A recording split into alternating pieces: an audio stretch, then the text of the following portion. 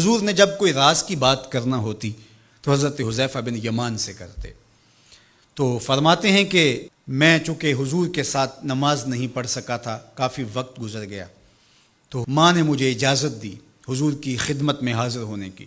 اس شرط پہ ماں نے چھٹی دے دی کہ حضور سے جا کے میرے لیے بھی اور اپنے لیے بھی مغفرت کی دعا کروانا. چونکہ صحابہ کی شدید آرزو ہوتی تھی کہ حضور کے ہاتھ اٹھ جائے. انہیں پتہ تھا کہ یہ ہاتھ اٹھ جائے تو باب اجابت تک پہنچتے ہیں، پھر خالی نہیں موڑے جاتے. تو کہا کہ حضور سے میرے لیے اور اپنے لیے مغفرت کی دعا کروانا. ماں نے اجازت دے دی تو یہ حضور کی خدمت میں آئے. کہتے ہیں میں نے مغرب کی نماز پڑھی اور سلام پھرا تو میرے دل میں تھا کہ حضور سے ملوں اور کہوں کہ حضور میرے لیے، میری ماں کے لیے مغفرت کی دعا کر دیجئے. لیکن حضور نوافل میں ایسے مشغول ہوئے کہ مجھے موقع نہ مل پایا، حتیٰ کہ عشاء کا وقت ہو گیا. عشاء کی اذان پکاری جانے لگی.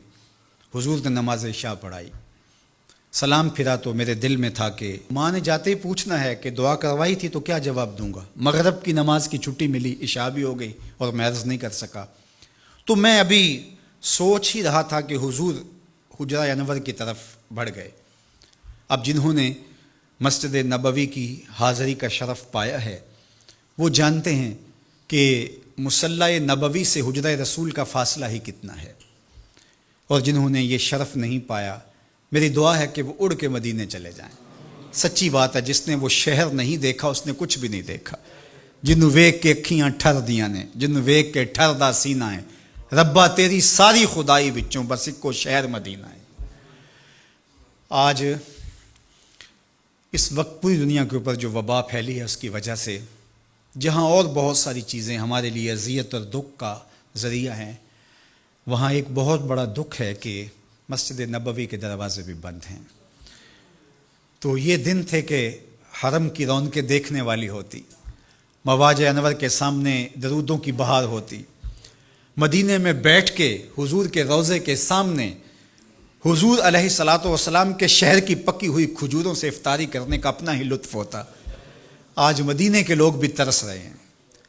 بچپن سے لڑکپن تک اور لڑکپن سے جوانی تک اور جوانی سے بڑھاپے تک 80 سال عمر ہو گئی، جنہوں نے رمضان المبارک کا روزہ مسجد نبوی سے باہر کبھی کھولا ہی نہیں، آج اپنے گھروں کی چھتوں پہ کھڑے ہو کے میناروں کو دیکھتے اور چیخیں مار رہے ہیں.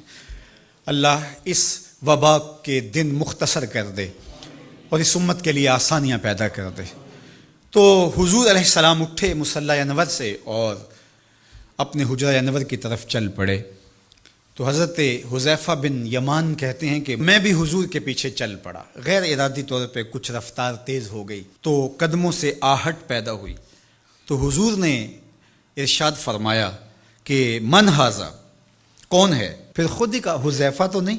قلت تو نعم، میں نے کہا جی جی حضور میں حذیفہ ہوں. تو آقا کریم علیہ السلام نے کوئی توقف کیے بغیر فرمایا ما حاجتوں کا غفر اللہ لک ولی امک، اللہ تجھے بھی بخش دے، تیری ماں کو بھی بخش دے، کس کام آئے ہو؟ اب حذیفہ بن یمان کہتے ہیں جو کام تھا وہ تو جنبش لب سے پہلے ہو گیا. یہاں تو لفظوں کا سہارا نہیں لینا پڑتا، وہ بند لبوں کی بولیاں سمجھتے ہیں. تو کہتے ہیں کہ جو حاجت تھی وہ تو پوری ہو گئی.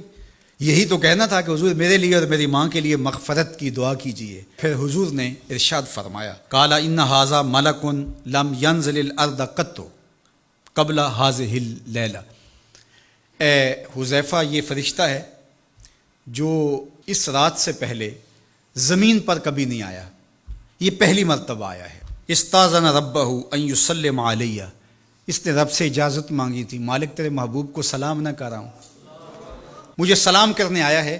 لیکن ساتھ ساتھ مالک نے کہا کہ جا رہے ہو میرے محبوب کے پاس سلامی پیش کرنے کے لیے تو ایک تحفہ بھی لیتے جاؤ، تو وہ بھی مجھے دینے آیا ہے.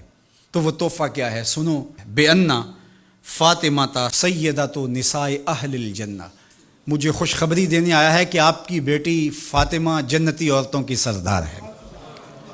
اور وَأَنَّ الْحَسَنَ وَالْحُسَيْنَ سَيِّدَا شَبَابِ أَهْلِ الْجَنَّةِ، اور حسن اور حسین فاطمہ کے بیٹے جنتی جوانوں کے سردار ہیں. یہ آج خوشخبری لے کر کے میرے پاس مجھے سلام کرنے آیا ہے. تو یہ ملکہ جنت ہیں، خاتون جنت ہیں، سیدہ نساء اہل جنت ہیں.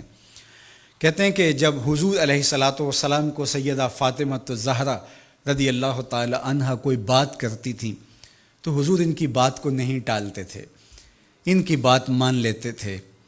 تو آج ہم سیدہ فاطمہ الزہرا رضی اللہ تعالی عنہا کی وساطت سے حضور کی بارگاہ میں استغاثہ پیش کرتے ہیں کہ اس امت مرحوم پہ اللہ سے رحم کی خیرات مانگیں اور اللہ میرے وطن کی خیر کرے، امن، رحمت اور کرم نوازیوں کے اجالے اور نور نصیب ہو، میری قوم کی بیٹیوں کو اسوہ فاطمہ کے اجالے عطا ہوں۔